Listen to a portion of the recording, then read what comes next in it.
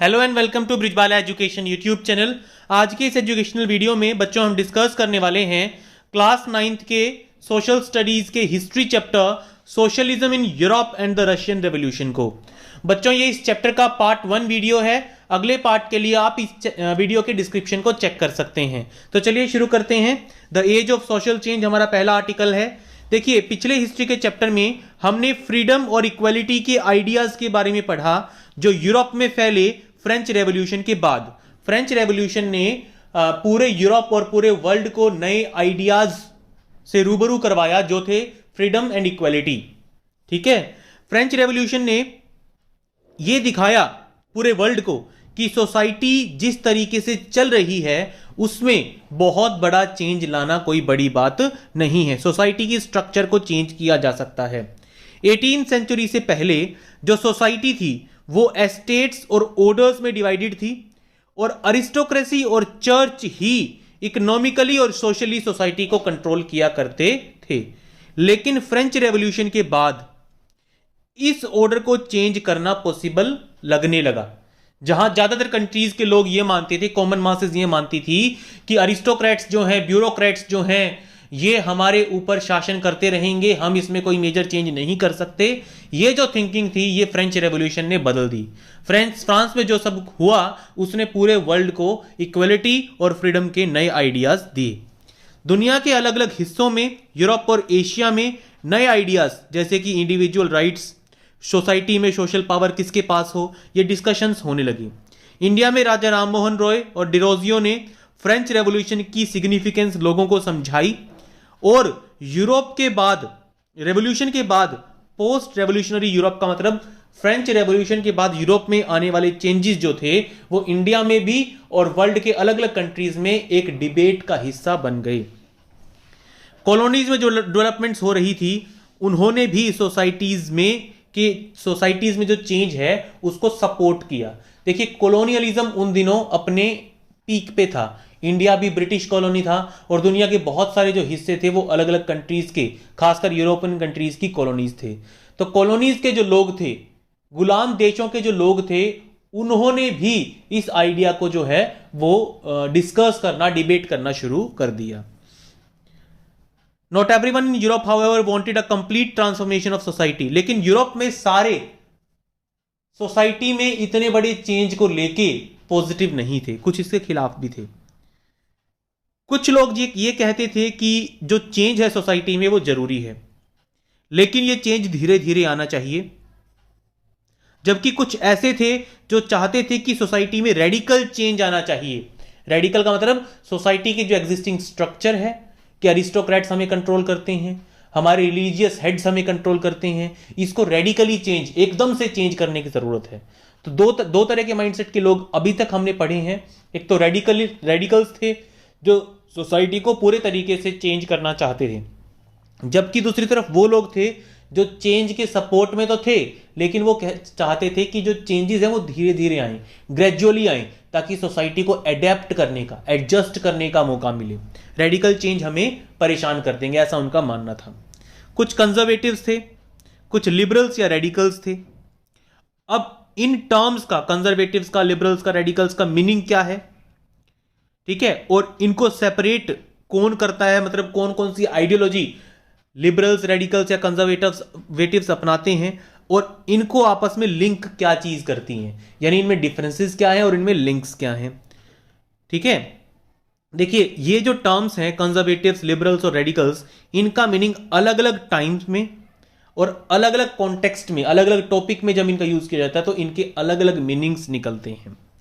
ठीक है, देखिए 19वीं सेंचुरी में जो पॉलिटिकल ट्रेडिशंस थे, जिस तरीके से पॉलिटिक्स होती थी कंट्रीज की, उसके अकॉर्डिंग हम लिबरल्स, रेडिकल्स और कंजर्वेटिव्स को डिस्कस करेंगे।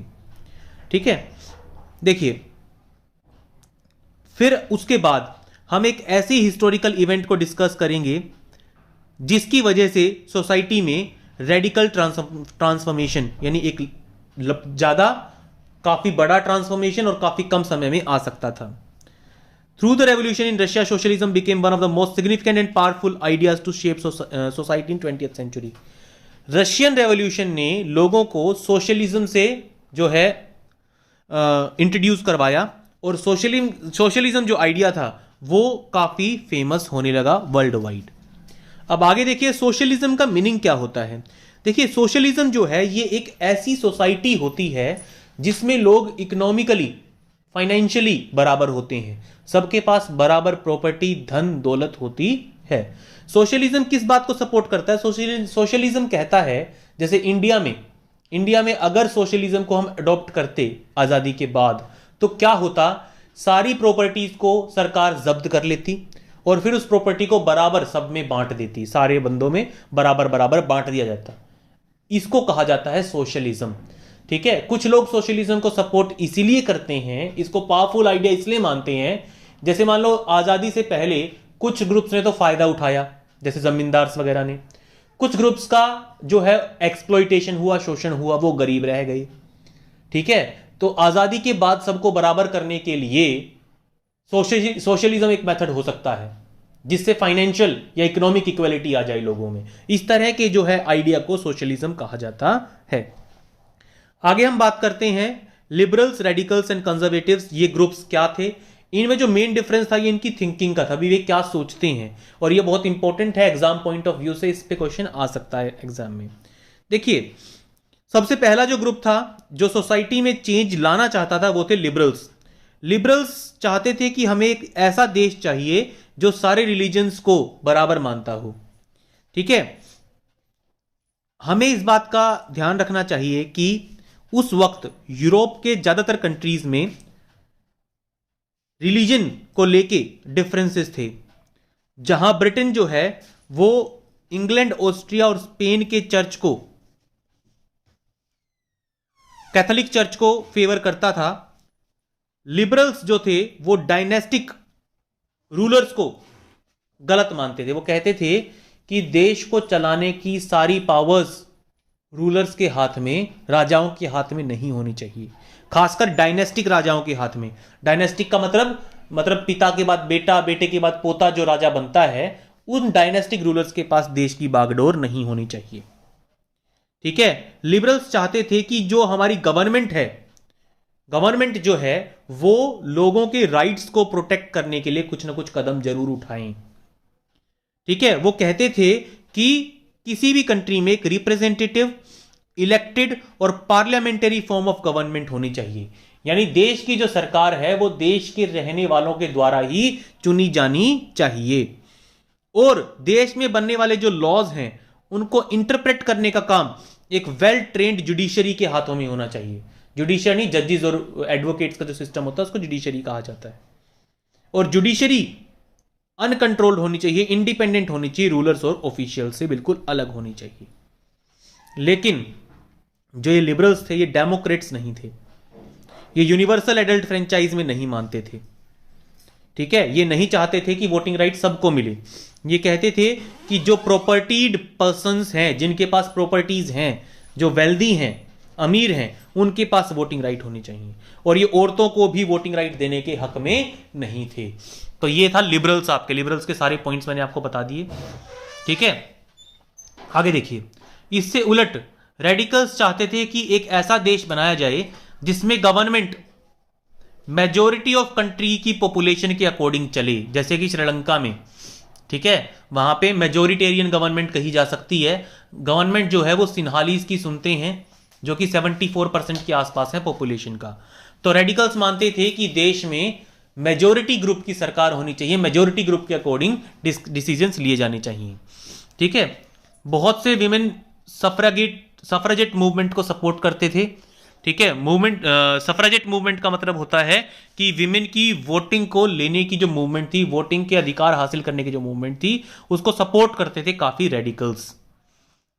लिबरल्स से उलट they oppose the privileges of great land owners and wealthy factory owners.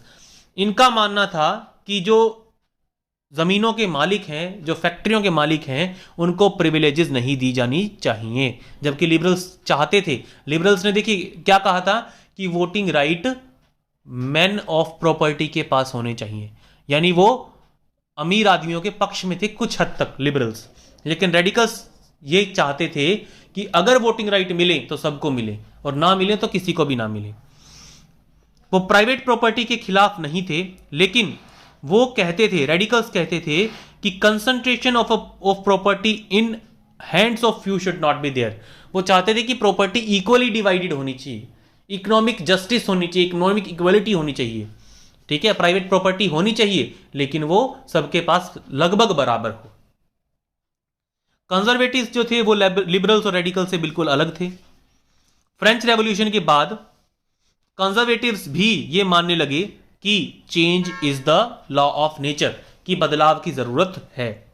शुरुआत में 18th सेंचुरी में कंजर्वेटिव्स चेंज के खिलाफ थे। वो चाहते थे कि सोसाइटी जिस तरीके से चल रही है अगर इसी तरीके से चलती रहेगी तो डेवलपमेंट होगी। अगर हम सोसाइटी में चेंजेस लेके आएंगे तो इससे हमारी डेवलपमेंट पे नेगेटिव इफेक्ट पड़ेगा, ऐसा कंजर्वेटिव्स मानते थे। 19th सेंचुरी आते आते वो कहने लगे कि कुछ चेंजेस तो इनएविटेबल है, कुछ चेंजेस तो आएंगे ही और हमें उनको स्वागत करना चाहिए। लेकिन उनका यह भी मानना था कंजर्वेटिव्स का, that past had to be respected, कि हमें अपने पास्ट को रिस्पेक्ट करना चाहिए और चेंज जो है वो स्लोली आना चाहिए सोसाइटी में। कुछ चेंज आना चाहिए और वो कुछ चेंज भी स्लोली आना चाहिए। इतने डिफरिंग आइडियाज थे सोसाइटी में आने वाले चेंज को लेके फ्रेंच रेवोल्यूशन के बाद। ठीक है, the various attempt at revolution and national transformation in the 19th century helped define both the limits and potential of these political tendencies. French revolution के बाद जिस तरीके से सोसाइटी में ट्रांसफॉर्मेशंस हुए उसने लोगों को सिखाया कि जो ये पॉलिटिकल आइडियाज हैं लिबरल्स, रेडिकल्स और कंजर्वेटिव्स के, अगर हम इन आइडियाज को फॉलो करें या फॉलो ना करें तो इससे हमारी सोसाइटी पे क्या फर्क पड़ सकता है, क्या फर्क पड़ेगा। ऐसा यूरोप से फ्रेंच रेवोल्यूशन के बाद लोगों को समझ में आने लगा। Industrial society and social change. देखिए, ये जो पॉलिटिकल ट्रेंड्स थे जो हमने ऊपर पढ़े, लिबरल्स, रेडिकल्स और आइडियाज के पॉइंट्स, कंजर्वेटिव्स के पॉइंट्स, ये साइन थे कि एक नया समय आ गया है, एक ऐसा समय जिसमें सोशल और इकोनॉमिक चेंजेस होंगे, एक ऐसा समय जब नई सिटीज बनेंगी, नए नए इंडस्ट्रियल एरियाज बनेंगे, रेलवेज एक्सपेंड होंगी और इंडस्ट्रियल रेवोल्यूशन आया भी। यूरोप में उस वक्त इंडस्ट्रियल रेवोल्यूशन भी आया। इंडस्ट्रियलाइजेशन की वजह से मेन, वीमेन और चिल्ड्रन फैक्ट्रीज की तरफ आने लगे काम की तलाश में, जॉब्स की तलाश में। जो वर्किंग आवर्स थे वो काफी लंबे होते थे और वेजेस काफी कम होती थी क्योंकि काम करने वाले ज्यादा थे और काम कम थे। ठीक है, तो अनएम्प्लॉयमेंट की वजह से, ठीक है, लेबर में कंपटीशन की वजह से वेजेस कम थी, वर्किंग आवर्स लंबे थे। अनएम्प्लॉयमेंट उन दिनों काफी कॉमन थी, खासकर उन दिनों में जब इंडस्ट्रियल गुड्स की डिमांड कम हो जाती थी। कुछ इंडस्ट्रीज ऐसी होती थी जिनके जो सामान थे वो सीजन्स के अकॉर्डिंग बिकते थे, तो जब उनकी डिमांड कम हो जाती थी तो लेबर को काम मिलना भी बंद हो जाया करता था। हाउसिंग और सैनिटेशन बहुत बड़ी प्रॉब्लम्स होने लगी। घरों का बंदोबस्त करना, साफ सफाई रखना, घरों की और घरों के बाहर जो गलियां वगैरह हैं, ड्रेनेज सिस्टम है, उसकी साफ सफाई रखना एक प्रॉब्लम होने लगी क्योंकि टाउन्स में जो ग्रोथ हो रही थी वो काफी जल्दी जल्दी हो रही थी और सरकार और जो लोकल बॉडीज थी वो उसके साथ कोप अप नहीं कर पा रही थी। Liberals and radicals searched for solutions to these issues. Liberals और रेडिकल्स चाहते थे कि ये जो प्रॉब्लम्स आ रही हैं इंडस्ट्रियल रेवोल्यूशन की वजह से, इनकी कुछ सॉल्यूशंस सोचे जाने चाहिए। यहां पे देखिए इस फिगर में क्या दिखा रखा है, the London poor in mid 19th century as seen by a contemporary. ये जो है ये एक पेंटिंग है, इसमें लंदन के पुअर हाउसिंग को, एक गरीब घर को दिखाया गया है। ठीक है, उस वक्त के जो पेंटर्स थे उनमें से किसी की बनाई हुई ये रचना है। ठीक है, देखिए almost all industries were property of individuals. ज्यादातर जो इंडस्ट्रीज थी उन दिनों वो प्राइवेट इंडस्ट्रीज थी। ठीक है, उनके कुछ ना कुछ प्राइवेट मालिक थे। लिबरल्स और रेडिकल्स में से काफी लोग प्रॉपर्टी ओनर्स थे और लोगों को एम्प्लॉयमेंट देते थे। Having made their wealth through trade और industrial ventures, they felt that such effort should be encouraged. क्योंकि उन्होंने खुद ने दौलत कमाई ट्रेड करके, बिजनेस करके या इंडस्ट्रीज लगा के, इसीलिए वो चाहते थे कि इस तरह के एफर्ट्स को, ट्रेड को और इंडस्ट्रीज को एनकरेज किया जाना चाहिए। That it's benefits would be achieved if the workforce in the economy was healthy and citizens were educated. Liberals और रेडिकल्स का मानना था कि इंडस्ट्रीज को और ट्रेड को फायदा होगा अगर हमारे देश में हेल्दी और एजुकेटेड लोग रहें तो, यानी वो चाहते थे कि हेल्थ और एजुकेशन के ऊपर इन्वेस्टमेंट की जानी चाहिए। Opposed to the privileges the old aristocracy had by birth, they firmly believed in the value of individual effort. जो पुराने टाइम से अरिस्टोक्रेसी को, टॉप क्लास को, अपर क्लास को जो प्रिविलेजेस थी उसको वो गलत मानते थे और वो कहते थे कि कोशिश करने वालों की रिस्पेक्ट होनी चाहिए सोसाइटी में।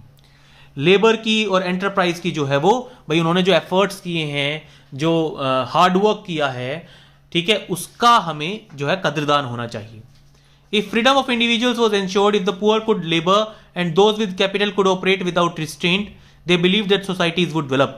Liberals और radicals का मानना था कि अगर फ्रीडम हो सबको सब आजाद रहें, सरकार का किसी के ऊपर कोई ज्यादा दबाव ना हो, अगर गरीब लोगों को लेबर के तौर पे काम करने की आजादी मिले, अगर इंडस्ट्रियलिस्ट को, मैन ऑफ प्रॉपर्टी को अपना पैसा इन्वेस्ट करके इंडस्ट्रीज लगाने की परमिशन मिले तो ये सोसाइटी डेवलप होगी।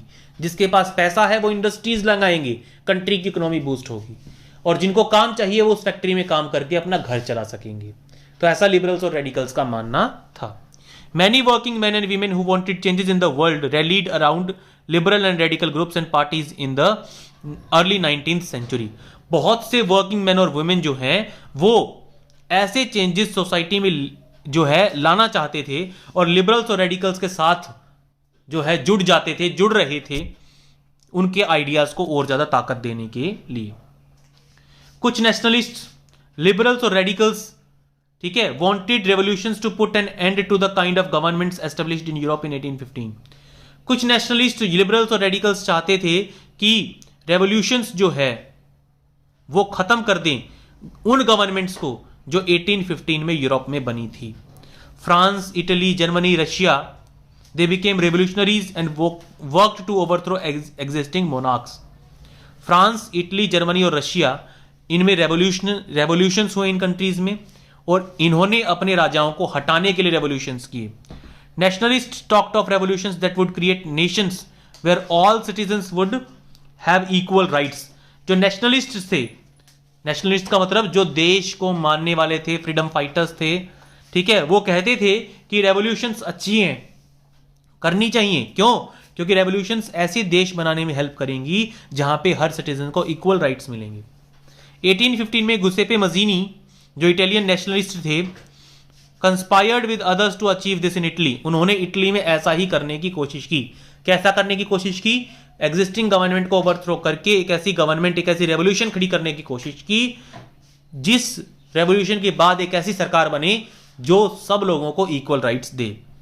Nationalists elsewhere including India read his writing. ये जो गुसेपे मजीनी थे, इनकी राइटिंग्स को इंडिया और बाकी कॉलोनी कंट्रीज में काफी इंपॉर्टेंस मिली। देश भर में इनकी राइटिंग्स को काफी जो है पढ़ा जाता था, सराहा जाता था। The coming of socialism to Europe. अब यूरोप में सोशलिज्म कैसे आता है? Perhaps one of the most far-reaching visions of how society should be structured was socialism. अब उस वक्त जो आइडियाज सोसाइटी में चल रहे थे उनमें से एक बहुत बड़ा आइडिया जो सोसाइटी में बहुत बड़ा और फार रीचिंग इफेक्ट क्रिएट कर सकता था वो था socialism. 19th century, mid 19th century आते आते यूरोप में सोशलिज्म के जो आइडियाज थे, सोशलिज्म जो आइडिया था उसने अटेंशन सीख की पूरे यूरोप की। ठीक है, बहुत से लोग सोशलिज्म को सपोर्ट करने लगे, उसको डिस्कस करने लगे। सोशलिस्ट जो थे वो प्राइवेट प्रॉपर्टी के अगेंस्ट थे और ये मानते थे कि प्राइवेट प्रॉपर्टी ही सारी सोशल इल्स का, समाज में जितनी बुराइयां हैं उन सब का जो रूट है, उन सब का जो कारण है वो प्राइवेट प्रॉपर्टी ही है। इंडिविजुअल्स के पास प्रॉपर्टी है जो एम्प्लॉयमेंट देते हैं, लेकिन जो प्रॉपर्टीज हैं, but the properties were concerned only with personal gain, not with the welfare of those who made the property productive. अब ये क्या कहते हैं? देखिए, सोशलिस्ट क्या कहते थे, वो प्राइवेट प्रॉपर्टी के खिलाफ क्यों थे? वो ये कहते थे कि जो प्राइवेट प्रॉपर्टी वाले हैं, जिनके पास पैसा है, वो अपना पैसा इन्वेस्ट करके दूसरों को एम्प्लॉयमेंट तो जरूर देते हैं, ये बात तो ठीक है, लेकिन उनका मेन मोटिव अपनी वेल्थ को, अपने पैसे को बढ़ाना होता है, वो उन लोगों के वेलफेयर के बारे में नहीं सोचते जो उनके लिए काम कर रहे हैं, जो उनकी फैक्ट्रीज को चला रहे हैं, उनके बारे में वो नहीं सोचते। If society as a whole rather than single individual control property, more attention would be paid to collective social interest. अगर ये प्राइवेट प्रॉपर्टीज ना होके सोसाइटी प्रॉपर्टीज होती, यानी ये प्रॉपर्टी सोसाइटी के नाम होती, तो क्या होता, सबके जो इंटरेस्ट हैं उनका ध्यान रखा जाता, गरीबों के भी, अमीरों के भी, और सबके, मतलब हर ग्रुप ऑफ पर्सन के इंटरेस्ट को देखा जाता। Socialist wanted this change and campaign for it. जो सोशलिस्ट थे वो सोशलिज्म लाना चाहते थे, वो प्राइवेट प्रॉपर्टी के खिलाफ थे, वो चाहते थे कि जो इंडस्ट्रीज वगैरह हैं इनका कंट्रोल सोसाइटी के हाथ में हो, ना कि किसी इंडिविजुअल के हाथ में।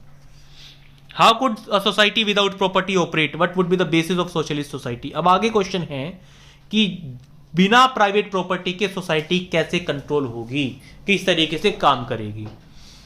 सोशलिस्ट जो थे उनके अलग अलग आइडियाज थे फ्यूचर को लेकर।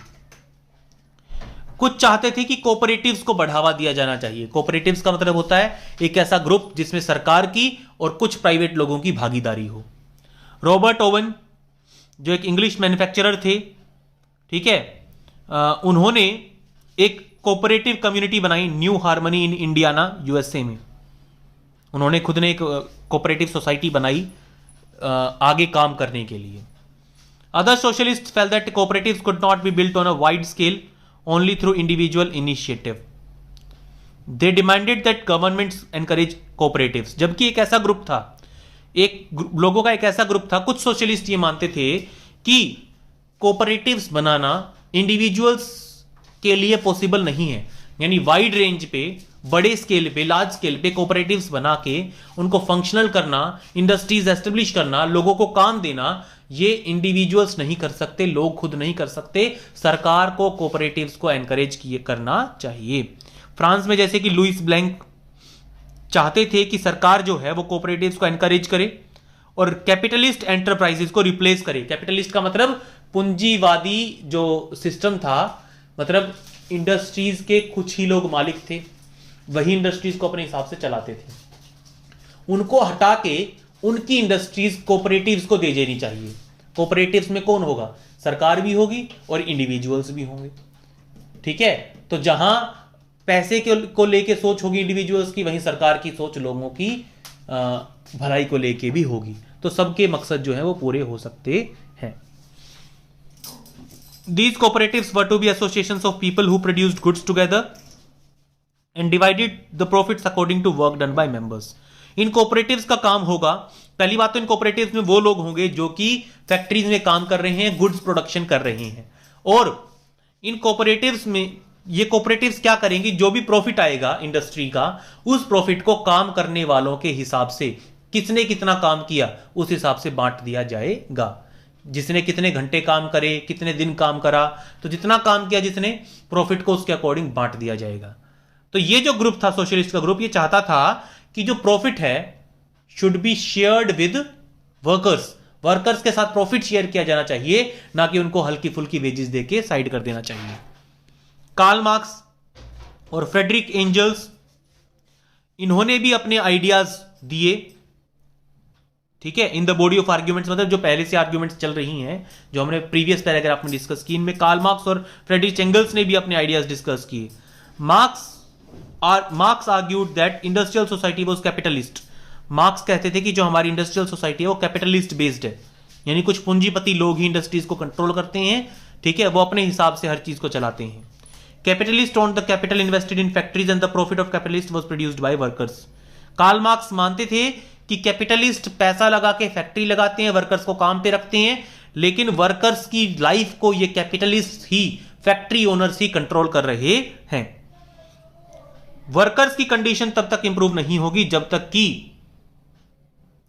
कि ये जो प्रॉफिट है ये प्राइवेट कैपिटलिस्ट के हाथ में रहेगा, तब तक वर्कर्स की सिचुएशन बेहतर नहीं होने वाली, ऐसा कार्ल मार्क्स मानते थे। वर्कर्स को मिलके कैपिटलिज्म को, कैपिटलिस्ट को ओवरथ्रो कर देना चाहिए, हटा देना चाहिए, प्राइवेट प्रॉपर्टी को खत्म कर देना चाहिए। Marx believed that to free themselves from capital exploitation, workers had to construct a radically socialist society where all property was socially controlled. Marks चाहते थे कि वर्कर्स खुद इनिशिएटिव लें, खुद कदम उठाएं और जो सोसाइटी है उसको चेंज करने की तरफ देखें, एक सोशलिस्ट सोसाइटी बनाएं जिसमें सारी प्रॉपर्टी प्राइवेट ओनर्स के हाथ में ना होके सोसाइटी के हाथ में हो, पूरी प्रॉपर्टी, फैक्ट्रीज भी. This would be a communist society, ये कम्युनिस्ट सोसाइटी होगी. He was convinced that workers would Triumph in their conflict with capitalist. वो मानते थे, कार्ल मार्क्स ये मानते थे कि अगर वर्कर्स एकजुट हो जाएं तो कैपिटलिस्ट कुछ नहीं कर सकते, उनकी फैक्ट्रियां बंद पड़ जाएंगी, चलेगी तो वर्कर्स की, ऐसा कार्ल मार्क्स मानते थे. A communist society was the natural society of future. Communist society he future है हमारा. हमारी डेवलपमेंट तभी हो सकती है अगर हम कम्युनिस्ट सोसाइटी, सोशलिस्ट सोसाइटी बनाएं तो. सपोर्ट फॉर सोशलिज्म, अब सोशलिज्म का सपोर्ट बढ़ने लगा. 1870s तक सोशलिस्ट आइडियाज जो थे वो यूरोप में फैलने लगे दूर दूर तक. सोशलिस्ट ने, अलग अलग देशों के सोशलिस्ट ने मिलके सेकेंड इंटरनेशनल के नाम से एक इंटरनेशनल बॉडी बनाई. सेकेंड इंटरनेशनल में अलग अलग देशों के सोशलिज्म को सपोर्ट करने वाले लोग थे. इंग्लैंड में जो वर्कर्स थे, जर्मनी में जो वर्कर्स थे, उन्होंने एसोसिएशंस बनानी शुरू कर दी. अब उनकी एसोसिएशन का मेन मोटिव होता था वर्कर्स के लिए बेटर लिविंग कंडीशंस और वर्किंग कंडीशंस प्रोवाइड करवाना, इंडस्ट्रियलिस्ट के ऊपर प्रेशर बना के. They set up funds to help members in time of distress. इन एसोसिएशंस ने, इंग्लैंड और जर्मनी की वर्कर एसोसिएशन ने स्पेशल फंड्स क्रिएट करने शुरू करे ताकि उन वर्कर्स की हेल्प की जाए जो प्रॉब्लम में हैं. And demanded a reduction of working hours and right to vote.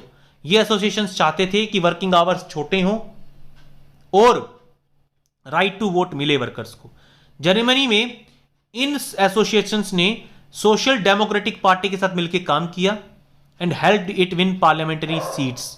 और सोशल डेमोक्रेटिक पार्टी ने वर्कर्स के सपोर्ट की वजह से पार्लियामेंट में मेजोरिटी हासिल की.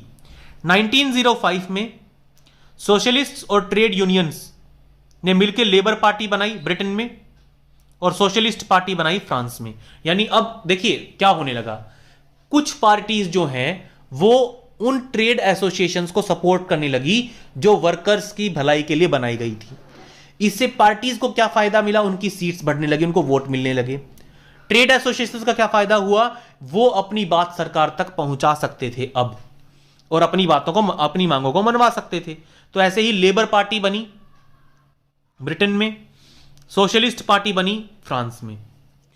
1914 तक socialist never succeeded in forming a government in Europe. लेकिन 1914 तक पार्टीज बनी, इलेक्शंस हुई, सीट्स बढ़ी, लेकिन कभी कोई सरकार नहीं बना पाई यूरोप में. 1914 तक सोशलिस्ट लोग कभी कोई सरकार नहीं बना पाए. Represented by strong figures in parliamentary politics, their ideas did shape legislation but governments continue to be run by conservatives, radicals and liberals. जो ये सोशलिस्ट थे, ठीक है, इनके पास काफी अच्छा एग्जिस्टेंस था उस वक्त की पॉलिटिक्स में, काफी वोट बैंक था इनका. लेकिन 1914 तक जो सोसाइटी थी, जो गवर्नमेंट्स थी, वो लिबरल्स, रेडिकल्स और कंजर्वेटिव्स के हाथों में ही रही. ये इमेज है पेरिस कम्यून ऑफ 1871 की.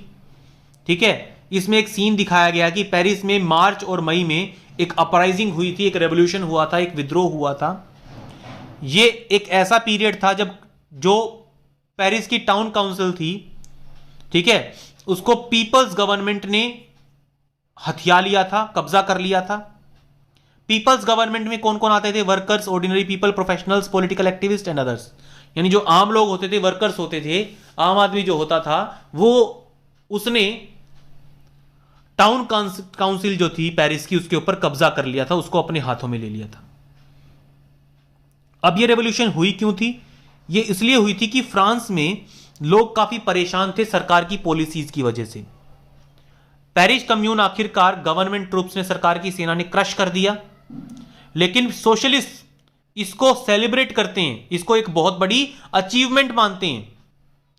ठीक है, क्योंकि ये पहला ऐसा रेवोल्यूशन था जो सोशलिज्म के सपोर्ट में हुआ था. ठीक है, इसीलिए पेरिस कम्यून को काफी इंपॉर्टेंस दी जाती है सोशलिज्म में. इसकी दो बहुत इंपॉर्टेंट लेगेसीज हैं, दो चीजें जो इसने अचीव की. पहली बात तो वर्कर्स का रेड फ्लैग काफी इंपॉर्टेंट, काफी मतलब फेमस हो गया उन दिनों. ठीक है, यही फ्लैग जो था ये कम्युनर्ड्स ने, रेवोल्यूशनरीज ने एडॉप्ट किया था पेरिस में, रेड फ्लैग अपनाया था इन्होंने।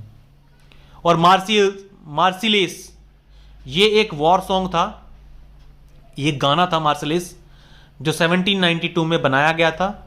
ठीक है, ये गाना था, ये गाना सिंबल बन गया रेवोल्यूशंस का, रेवोल्यूशंस अगेंस्ट कैपिटलिज्म, कैपिटलिज्म के खिलाफ, जो गवर्नमेंट्स के खिलाफ जो रेवोल्यूशन हुई, जो वर्कर रेवोल्यूशन हुई, ठीक है, उसका एक सिंबल बन गया ये गाना। तो दो इंपॉर्टेंट चीजें जो पेरिस कम्यून से सामने आई, उनमें से पहली थी रेड फ्लैग और दूसरा था मर्सिलेस। आगे आता है रशियन रेवोल्यूशन, आर्टिकल 2 है हमारा द रशियन रेवोल्यूशन। ठीक है, ये हम डिस्कस करेंगे। देखिए, in one of the least industrialised of European states this situation was reversed. जिन स्टेट्स में इंडस्ट्रीज नहीं थी उसमें सिचुएशन कुछ अलग थी। Socialist took over the government in Russia through October revolution of 1917। 1917 की अक्टूबर रेवोल्यूशन के बाद रशियन गवर्नमेंट सोशलिस्ट के हाथ में आ गई। फरवरी 1917 में सरकार गिरा दी गई रशिया में, और अक्टूबर में जो कुछ हुआ, बड़ी बड़ी इवेंट्स जो हुई, उन्हीं को रशियन रेवोल्यूशन कहा जाता है। यह सब हुआ कैसे? कौन सी सोशल और पॉलिटिकल कंडीशंस ऐसी थी जिसकी वजह से लोगों को रेवोल्यूशन करना पड़ा? इन क्वेश्चंस को आंसर करने के लिए हमें रशिया, रेवोल्यूशन से पहले की रशिया के बारे में जानना चाहिए। देखिए, सबसे पहले साइड में एक पोर्ट्रेट दिखाया गया है, यह है Tsar Nicholas II Saint Petersburg में इनकी इमेज दिखाई गई है। देखिए, 1914 में जार निकोलस II रशिया के किंग थे, जार थे, राजा थे, और उनकी एम्पायर वहां पे चल रही थी। Besides the territory around Moscow, the Russian Empire included current day Finland, Latvia, Lithuania, Estonia, parts of Poland, Ukraine and Belarus। उस वक्त की रशियन एम्पायर में आज के फिनलैंड, लातविया और ये सारी कंट्रीज जो बताई गई हैं सारी आती थी उस वक्त की रशियन एम्पायर में। ठीक है, ये जो एम्पायर थी रशियन एम्पायर, ये काफी बड़ी थी, पैसिफिक से लेके आज की सेंट्रल एशिया तक फैली हुई थी। ठीक है, जॉर्जिया, आर्मेनिया, अजरबैजान सब रशियन एम्पायर का ही हिस्सा हुआ करते थे। ठीक है, और जो सबसे बड़ा रिलीजन था रशियन एम्पायर का वो था ऑर्थोडॉक्स क्रिश्चियनिटी। ठीक है, जो ग्रीक ऑर्थोडॉक्स चर्च को मानता था, लेकिन एम्पायर में बहुत सारे कैथोलिक्स, प्रोटेस्टेंट्स, मुस्लिम्स और बुद्धिस्ट भी रहते थे। तो ये था रशियन रेवोल्यूशन, रशियन सोसाइटी के बारे में थोड़ा सा जो है डिटेल। देखिए, ये दिखा रखा है यहां पे। ठीक है, the map shows the Russian empire and the European countries at war during the first world war. First world war के दौरान जो जो कंट्रीज लड़ रही थी उन सब के बारे में यहां पे दिखा रखा है। सेंट्रल पावर्स कौन थी? जर्मनी और ऑस्ट्रिया।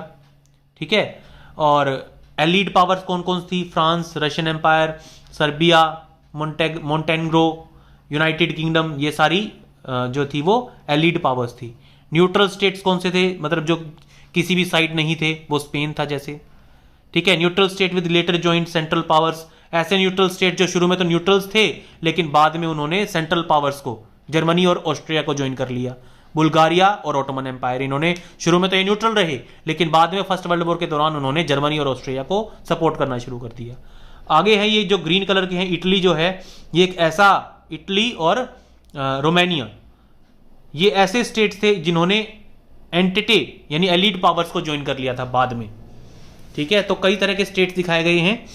ठीक है, यानी जो वॉर था वो मेनली जर्मनी, ऑस्ट्रिया और रशिया, फ्रांस, सर्बिया, यानी ये तीन कंट्रीज एक तरफ थी और जर्मनी, ऑस्ट्रिया एक तरफ थी। ठीक है, अब कुछ देश ऐसे थे जो शुरू में न्यूट्रल रहे और बाद में भी न्यूट्रल रहे, जैसे कि स्पेन, ठीक है, अल्बेनिया, ये शुरू से लेके स्वीडन, नॉर्वे, ये शुरू से लेके लास्ट तक फर्स्ट वर्ल्ड वॉर के दौरान किसी का भी साथ नहीं दे रहे थे और लास्ट तक भी इन्होंने किसी का साथ नहीं दिया।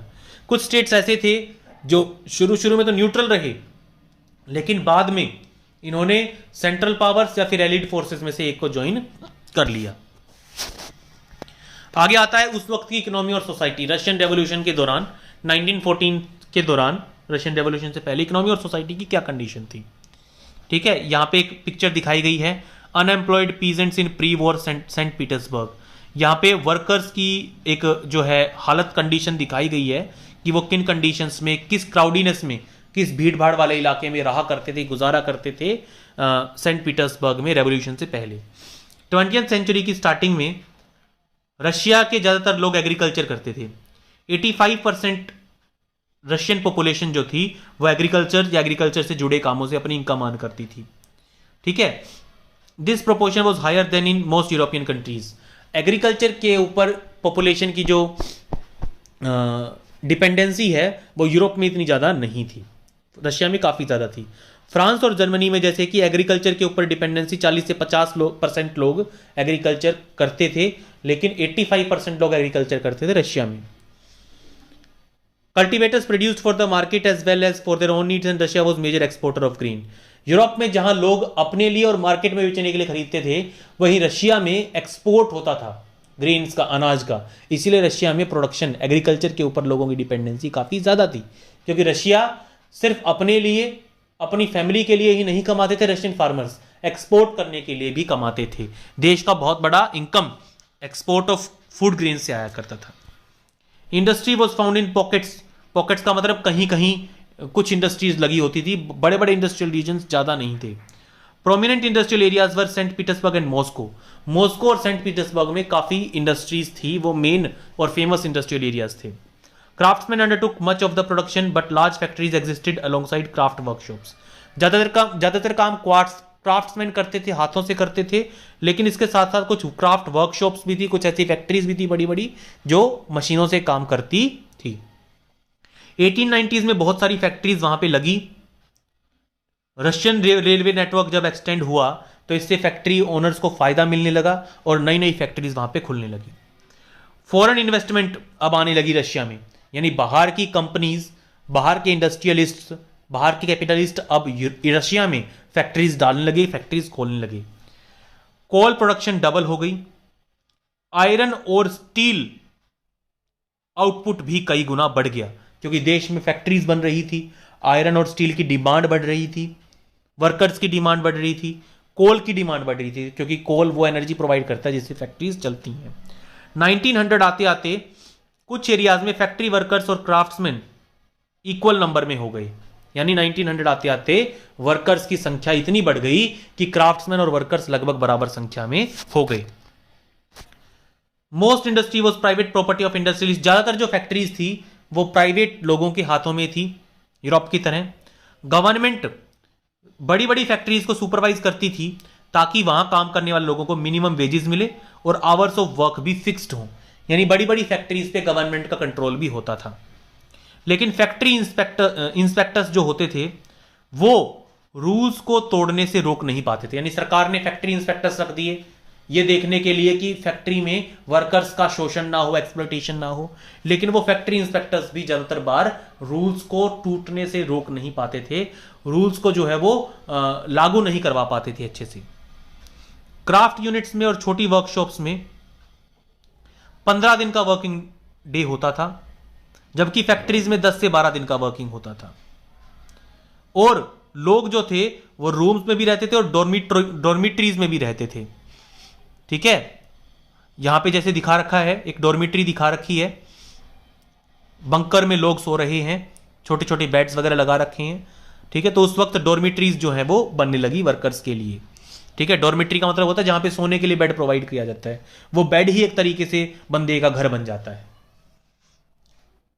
आगे आता है, वर्कर्स जो थे वो एक डिवाइडेड सोशल ग्रुप थे उन दिनों में। ठीक है, कुछ वर्कर्स का तो जो था वो अपने गांव के साथ काफी स्ट्रॉन्ग लिंक था जहां से वो आए थे, जबकि कुछ वर्कर्स जो थे वो सिटीज में आके रहने लगे थे, गांव से उन्होंने अपना नाता तोड़ दिया था। वर्कर्स जो थे वो स्किल के अकॉर्डिंग डिवाइडेड थे। ठीक है, जैसे सेंट पीटर्सबर्ग का एक मेटल वर्कर, मेटल का काम करने वाला, लोहे का स्टील का काम करने वाला लिखता है, metal workers considered themselves aristocrats among other workers. जो मेटल वर्कर्स थे, जो मेटल का काम करने वाले लोग थे, वो अपने आप को दूसरे वर्कर्स से बेहतर समझते थे, बड़ा समझते थे। Their occupations demanded more training and skill, क्योंकि मेटल वर्कर्स को ज्यादा स्किलफुल और ज्यादा ट्रेनिंग की जरूरत होती थी, इसलिए मेटल वर्कर्स अपने आप को ऊपर मानते थे बाकी कैटेगरीज से। 31% फैक्ट्री लेबर फीमेल होती थी 1914 तक, लेकिन फीमेल की जो वेजेस होती थी वो आदमियों से काफी कम होती थी। Division among workers showed themselves in dress and manners too. जिस तरह की ड्रेसेस पहनते थे वर्कर्स, जिस तरह से बिहेव करते थे, वो अलग अलग होता था अलग अलग ग्रुप ऑफ वर्कर्स के लिए।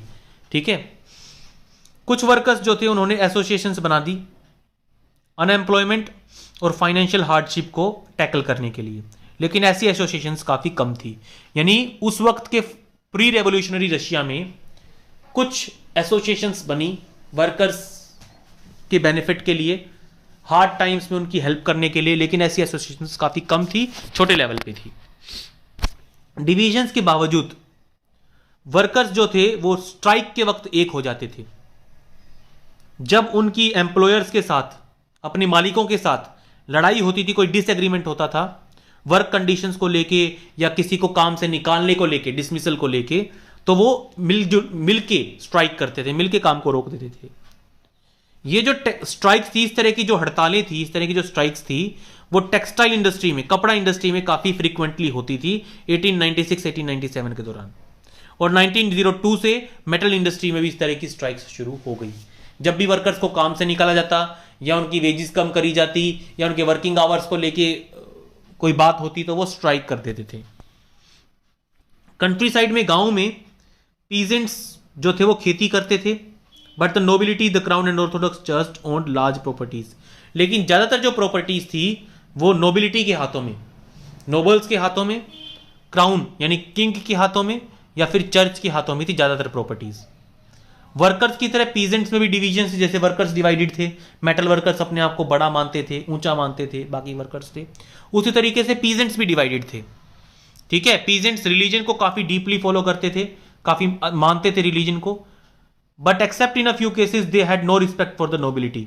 लेकिन कुछ किसानों को छोड़ के नोबिलिटी को ज्यादातर किसान पसंद नहीं करते थे। ठीक है, नोबल्स जो थे वो काफी पावरफुल थे क्योंकि वो जार के क्लोज थे। ठीक है, जार यानी किंग के क्लोज थे, किंग की हेल्प करते थे पैसे को लेके या किसी काम को लेके। इसीलिए नोबल्स जो थे वो प्रॉपर्टीड तो थे ही, अमीर तो थे ही, प्रॉपर्टीज तो उनके पास थी ही, सरकार में भी उनकी काफी चलती थी क्योंकि वो जार के क्लोज थे, वो काफी पावरफुल थे, पोजीशन एंजॉय करते थे। This was unlike France where during the French revolution in Brittany peasants respected nobles and fought for them. French revolution से ठीक उल्टा था, यहां के जो किसान थे, रशियन रेवोल्यूशन के जो किसान थे, ये नोबल्स को पसंद नहीं करते थे, जबकि फ्रांस में इससे उल्टा था। फ्रेंच रेवोल्यूशन के दौरान बहुत से किसानों ने नोबल्स के लिए लड़ाई लड़ी, अपने नोबल्स के लिए, जिनकी खेतों में वो खेती करते थे उनके लिए लड़ाई लड़ी थी फ्रेंच रेवोल्यूशन के दौरान बहुत से पीजेंट्स ने। रशिया में पीजेंट्स चाहते थे कि जो नोबल्स की जमीन है वो हमें दी जानी चाहिए। ठीक है, बहुत बार किसान जो थे वो रेंट देने से मना कर देते थे और अपने जमीन मालिकों को मार भी देते थे। 1902 में साउथ रशिया में काफी बड़े स्केल पे मर्डर्स हुए लैंडलॉर्ड्स के। 1905 में इस तरह के इंसिडेंट्स पूरे रशिया में होने लगे। ठीक है, जमीन का रेंट देने से मना करना, ठीक है, और प्रेशराइज किए जाने पे मर्डर्स कर देना लैंडलॉर्ड्स का, जमीन के मालिकों का, ये काफी कॉमन साइट हो गई थी रशिया में। रशियन पीजेंट्स जो थे वो यूरोप के पीजेंट्स थे, यूरोप के किसानों से काफी अलग थे। They pooled their land together periodically and their commune divided it according to the needs of individual families. बहुत से रशियन किसान क्या करते थे, एक बहुत अपनी अपनी जमीनों को मिलके खेती करते थे उस बहुत बड़ी जमीन पे, और फिर जो इनकम होती थी उसको फैमिलीज में बांट दिया जाता था, वर्किंग फैमिलीज में बांट दिया जाता था, फैमिली के जरूरत के अकॉर्डिंग। जिस फैमिली में ज्यादा मेंबर्स हैं, प्रेग्नेंट मदर है, डिपेंडेंट मेंबर्स ज्यादा है, तो उसको ज्यादा हिस्सा मिलता था। आगे आता है socialism in Russia. Next topic, socialism in Russia. Russia में 1914 से पहले जितनी भी पॉलिटिकल पार्टीज थी उनके ऊपर बैन था। जार ने उनको जो है वो मान्यता या रिकॉग्निशन नहीं दे रखी थी। The Russian democratic workers party 1898 में बनी थी और ये उन सोशलिस्ट लोगों ने बनाई थी जो कार्ल मार्क्स के आइडियाज को रिस्पेक्ट करते थे। गवर्नमेंट की पॉलिसी की वजह से इस पॉलिटिकल पार्टी को सोशल डेमोक्रेटिक वर्कर्स पार्टी को एक इलीगल ऑर्गेनाइजेशन माना गया, एक गैर कानूनी संस्था माना गया। इस ऑर्गेनाइजेशन ने न्यूज़पेपर निकालने शुरू कर दिए, वर्कर्स को मोबिलाइज करना शुरू कर दिया और स्ट्राइक्स करवानी शुरू कर दी, हड़तालें करवानी शुरू कर दी। कुछ रशियन सोशलिस्ट्स का मानना था कि जो रशिया के जो किसान हैं वो सोशलिज्म को सपोर्ट करते हैं, सोशलिस्ट हैं, क्योंकि वो लैंड को अपने आपस में डिवाइड करके काम करते हैं, पीरियोडिकली लैंड को डिवाइड करते हैं पीरियड के अकॉर्डिंग, क्रॉप सीजन के अकॉर्डिंग। इसलिए बहुत से सोशलिस्ट, जिसमें ये सोशलिस्ट पार्टी भी आती थी, वो किसानों को मानते थे कि वो सोशलिज्म को सपोर्ट करते हैं। इसीलिए पीजेंट्स, वर्कर्स नहीं बल्कि पीजेंट्स रेवोल्यूशन में एक बहुत बड़ा मेन फोर्स थे। यानी रशियन रेवोल्यूशन का सबसे बड़ा कारण रशियन पीजेंट्स थे। Russia could become socialist more quickly than other countries. Russia आसानी से सोशलिस्ट बन सकती थी बाकी देशों के मुकाबले। सोशलिस्ट जो थे वो गांवों में भी एक्टिव थे लेट 19th सेंचुरी के दौरान। सोशलिस्ट रेवोल्यूशनरी पार्टी बनी 1900 में। यह पार्टी किसानों के अधिकारों के लिए लड़ती थी और इस पार्टी की सबसे बड़ी डिमांड थी कि पीजेंट्स के नाम जमीन कर देनी चाहिए नोबल्स के बजाय। नोबल से जमीन छीन के उन पीजेंट्स को दी जानी चाहिए जो सालों से उस जमीन के ऊपर खेती कर रहे हैं। Social Democrats disagreed with socialist revolutionaries about peasants. जो सोशलिस्ट रेवोल्यूशनरीज थे उनकी और सोशल डेमोक्रेट्स थे उनकी थिंकिंग पीजेंट्स को लेके अलग अलग थी। दो पार्टियां बन गई थी, ठीक है, दो पार्टियां बन गई। एक तो जो थी Russian socialist democratic party, social democratic workers party थी एक तो, और दूसरी ये थी सोशलिस्ट रेवोल्यूशनरी पार्टी। इन दोनों की पीजेंट्स को लेके थिंकिंग जो थी उसमें डिफरेंस था, ठीक है। आगे देखिए, लेनिन जो थे वो मानते थे कि जो पीजेंट्स थे वो एक यूनाइटेड ग्रुप नहीं है। कुछ पीजेंट्स जो है वो गरीब हैं, उनकी आइडियाज अलग हैं। कुछ पीजेंट्स रिच हैं, उनके आइडियाज अलग हैं। कुछ लेबरर्स की तरह काम करते हैं, खुद मजदूरी करते हैं, और कुछ किसान कैपिटलिस्ट की तरह काम करते हैं, दूसरों से काम करवाते हैं। तो लेनिन जो कि वर्कर एसोसिएशन से बिलोंग करते थे, वर्कर पार्टी से बिलोंग करते थे, उनका मानना था कि पीजेंट्स जो है वो एक डिवाइडेड ग्रुप है। कुछ किसान अमीर भी हैं, कैपिटलिस्ट भी हैं, जबकि कुछ किसान गरीब भी हैं, मजदूरी करके अपना पेट पालते हैं। Given this differentiation with in them they could not all be a part of socialist movement. इसलिए लेनिन का मानना था कि इस डिफरेंस की वजह से, इस डिवीजन की वजह से सारे किसानों को सोशलिस्ट नहीं माना जा सकता। कुछ किसान ऐसे भी हैं जो सोशलिज्म के विरोध में हैं, क्योंकि अगर सोशलिज्म आया तो उनकी जमीन उनसे छीन ली जाएगी, उनकी प्रॉपर्टी उनसे छीन ली जाएगी। This party was divided over strategy of organisation. इस पार्टी को डिवाइड कर दिया गया, ऑर्गेनाइजेशन की स्ट्रेटेजी को लेकर डिफरेंसेस थे उनमें, ठीक है। व्लादिमीर लेनिन बोल्शेविक ग्रुप के हेड बन गए, ठीक है। उनका मानना था कि एक रिप्रेसिव सोसाइटी में, ज़ारिस्ट रशिया में, पार्टी को डिसिप्लिन होना चाहिए and should control the number and quality of its members, ठीक है। व्लादिमीर लेनिन जो कि बोल्शेविक पार्टी, ये जो हमारी सोशलिस्ट पार्टी थी, इसके दो धड़े बन गए, इसके दो ग्रुप बन गए डिफरेंस इन ओपिनियन की वजह से। थे सारे सोशलिस्ट ही, लेकिन सोशलिस्ट में भी आइडियाज को लेकर डिफरेंसेस आ गए, इसलिए सोशलिस्ट पार्टी के दो हिस्से बन गए, दो ग्रुप बन गए। वो दो ग्रुप्स कौन कौन से थे? एक तो बोल्शेविक और एक मेंशेविक। बोल्शेविक के लीडर थे व्लादिमीर लेनिन, जो ये मानते थे कि वर्कर्स पार्टी, सोशलिस्ट पार्टी को अपने मेंबर्स को देख के चुनना चाहिए। सारे मेंबर्स ऐसे नहीं होते, सारे किसान ऐसे नहीं होते, सारे वर्कर्स ऐसे नहीं होते जो सोशलिज्म को सपोर्ट कर रही हों। जबकि दूसरी तरफ मेंशेविक्स थे, जो मानते थे कि पार्टी ओपन टू ऑल होनी चाहिए, जैसे कि जर्मनी में, कि पार्टी में सबका स्वागत होना चाहिए, सोशलिस्ट पार्टी में सबका स्वागत होना चाहिए। अ टर्बुलेंट टाइम द 1905 रेवोल्यूशन, एक ऐसा टाइम जब काफी उठापटक हुई। टर्बुलेंट टाइम का मतलब टर्बुलेंस का आपको पता ही होगा, ठीक है। टर्बुलेंट टाइम एक ऐसी टाइम जिसमें सोसाइटी में एक बहुत बड़ा रेडिकली कुछ चेंज हुआ। रशिया एक ऑटोक्रेसी थी। ऑटोक्रेसी का मतलब जो रशिया की गवर्नमेंट थी वो एक ग्रुप के हाथों में ही, एक बंदे के हाथ में कंसंट्रेटेड थी रशिया की पावर। बाकी यूरोपियन रूलर्स से अलग 20th सेंचुरी के बिगिनिंग में tsar was not subject to parliament. Tsar के ऊपर, रशिया के किंग के ऊपर पार्लियामेंट का कोई कंट्रोल नहीं था। रशिया के जो लिबरल्स थे वो इस तरह के अफेयर्स को चेंज करवाना चाहते थे, जार के ऊपर पार्लियामेंट का कंट्रोल एस्टेब्लिश करना चाहते थे। सोशल डेमोक्रेट्स और सोशलिस्ट रेवोल्यूशनरीज के साथ मिलके they work with peasants and workers during revolution of 1905 to demand a constitution. Liberals ने मिलके, सोशलिस्ट डेमोक्रेट्स ने मिलके, सोशलिस्ट रेवोल्यूशनरीज ने मिलके, पीजेंट्स ने और वर्कर्स ने मिलके एक अभियान शुरू किया, कैंपेन शुरू किया कि रशिया में भी एक कॉन्स्टिट्यूशन बनाया जाना चाहिए और जार के ऊपर भी वो कॉन्स्टिट्यूशन लागू होना चाहिए, वो कानून लागू होना चाहिए। They were supported in the empire by nationalist. Russia के में इस आइडिया को नेशनलिस्ट ने, जैसे कि पोलैंड ने, सपोर्ट किया। In Muslim dominated areas by jadidis who wanted modernised आइलैंड टू लीड देयर सोसाइटीज, उन्होंने भी इसको सपोर्ट किया। 1904 में काफी बुरा साल था रशियन वर्कर्स के लिए। जरूरी सामान के जो प्राइसेस थे वो इतने ज्यादा बढ़े कि रियल वेजेस जो थी वो 20% डिक्रीज होगी। मतलब अगर आपको 100 रुपए मिल रहे थे दिहाड़ी के तौर पे काम के लिए, तो महंगाई इतनी बढ़ी कि वो 100 रुपए 80 रुपए के बराबर हो गए।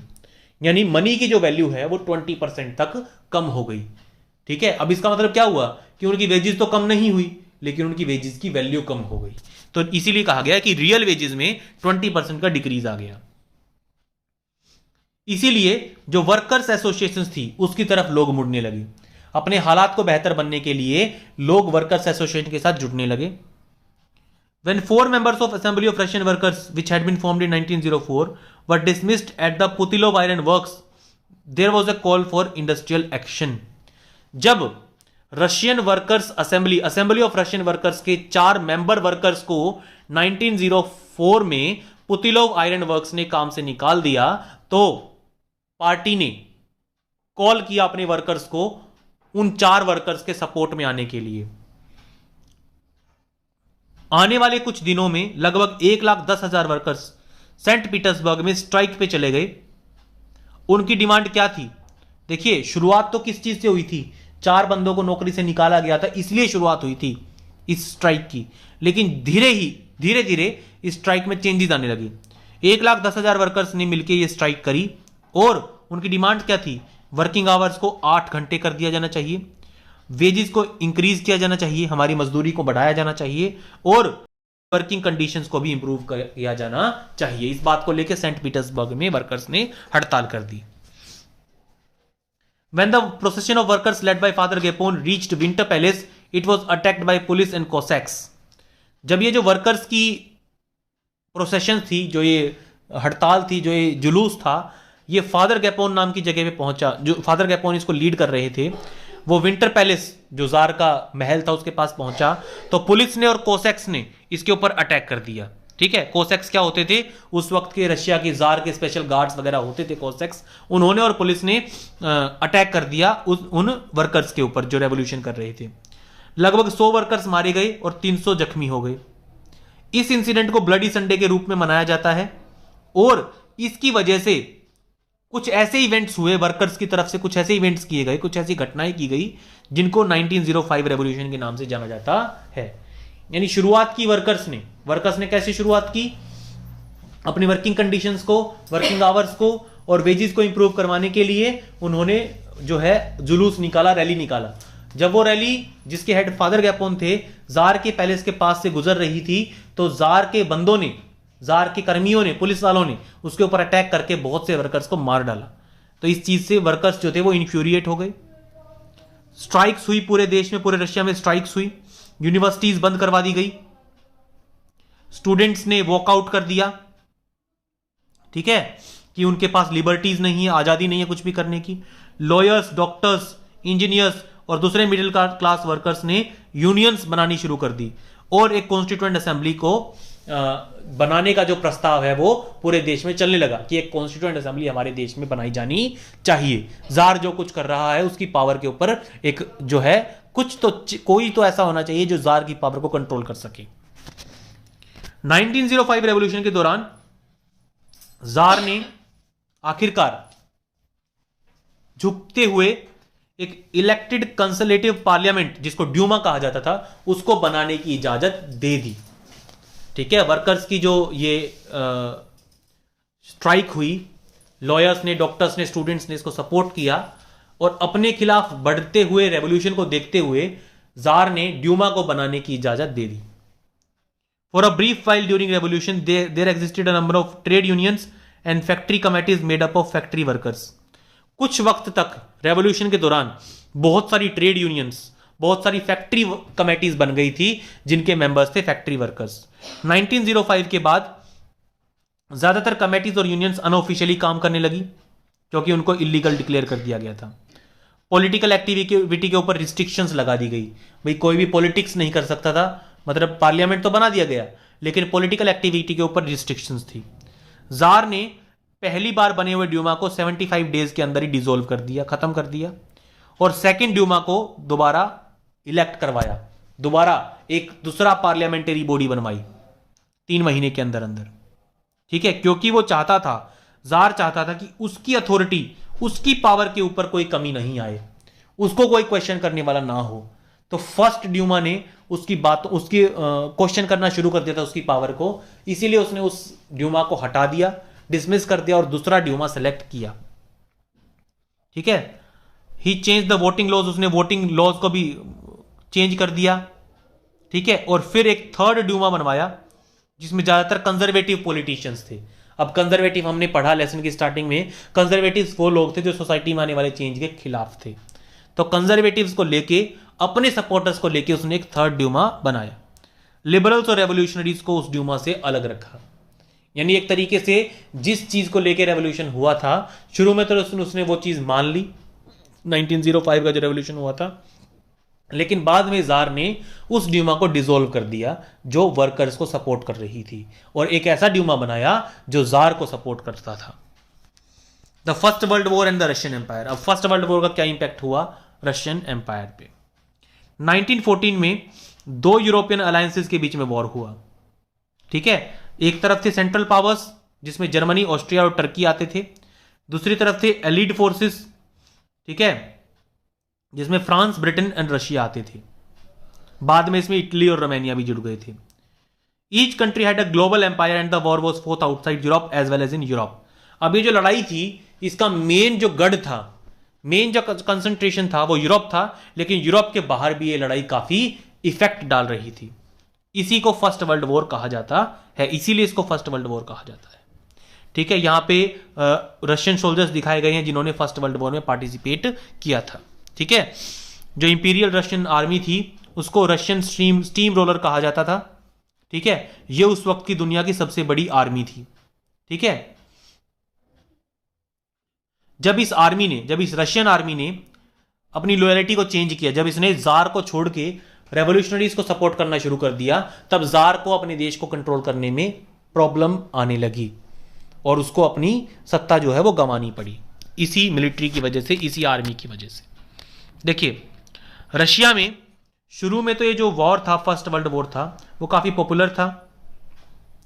ठीक है, लोग जार निकोलस II के आसपास उसको लेके रैली कर रहे थे, लेकिन जैसे जैसे वॉर कंटिन्यू हुआ, जार जो थे वो अपने डिसीजंस को लेके ड्यूमा को कंसल्ट नहीं करते थे। ठीक है, उसका सपोर्ट कम हो गया, एंटी जर्मन सेंटिमेंट्स बढ़ने लगे। ठीक है, जैसे कि सेंट पीटर्सबर्ग का नाम बदल के पेट्रोग्रेड कर दिया गया क्योंकि सेंट पीटर्सबर्ग एक जर्मन नेम था। जारीना, जार की जो वाइफ थी जारीना अलेक्जेंड्रा जर्मन, जो कि जर्मन ओरिजिन्स की थी, and poor advisers especially a monk called Rasputin made the autocracy unpopular.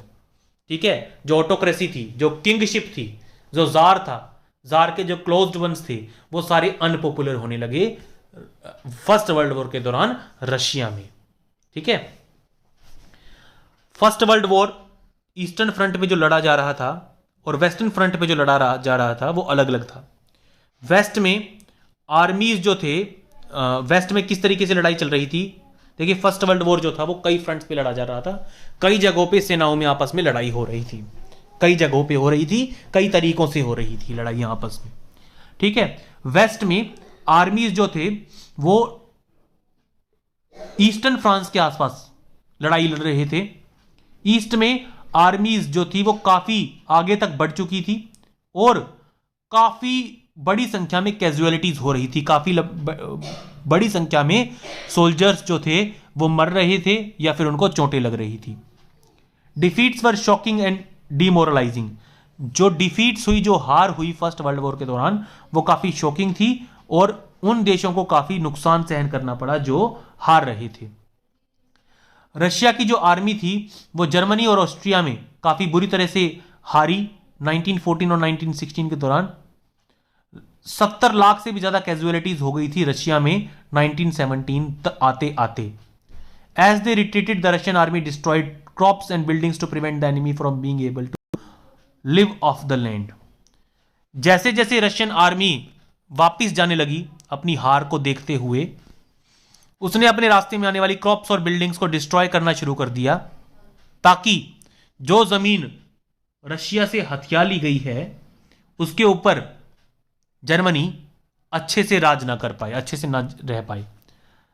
The destruction of crops and buildings led to over 3 million refugees in Russia. इस crops के destruction की वजह से, buildings के तबाह होने की वजह से लगभग 30 लाख लोग रिफ्यूजी बन गए रशिया में। The situation discredit the government and the jar. इस वजह से इस चीज का जो जिम्मेदार था वो जार को और सरकार को माना गया। सोल्जर्स जो थे वो ऐसी लड़ाई का हिस्सा नहीं बनना चाहते थे जिसमें उन्हीं के लोगों का नुकसान हो रहा हो, इसीलिए उस वक्त जार और उसकी गवर्नमेंट काफी अनपॉपुलर हो गई। इस लड़ाई का काफी सीवियर इंपैक्ट हुआ इंडस्ट्री पे। रशिया में इंडस्ट्रीज पहले ही कम थी, ठीक है। दूसरी तरफ अब फर्स्ट वर्ल्ड वॉर की वजह से ये कंट्री इंडस्ट्रियल गुड्स के सप्लायर से भी दूर होने लगी, जो कि जर्मन के कंट्रोल में थे बाल्टिक सी में। यानी बाल्टिक सी में जो कंट्रीज थी, जो सप्लायर्स थे, वो अब रशिया की इंडस्ट्रीज को माल सप्लाई नहीं कर रहे थे। इंडस्ट्रियल इक्विपमेंट जो थे वो डिसइंटीग्रेट होने लगे, टूटने लगे, काम करना बंद करने लगे रशिया में। यूरोप के बजाय रशिया को ज्यादा नुकसान सहन करना पड़ा। 1916 तक रेलवे लाइंस भी ब्रेक डाउन होने लगी, उनका भी नुकसान होने लगा, काम करना बंद करने लगी। Able bodied man were called up to the war.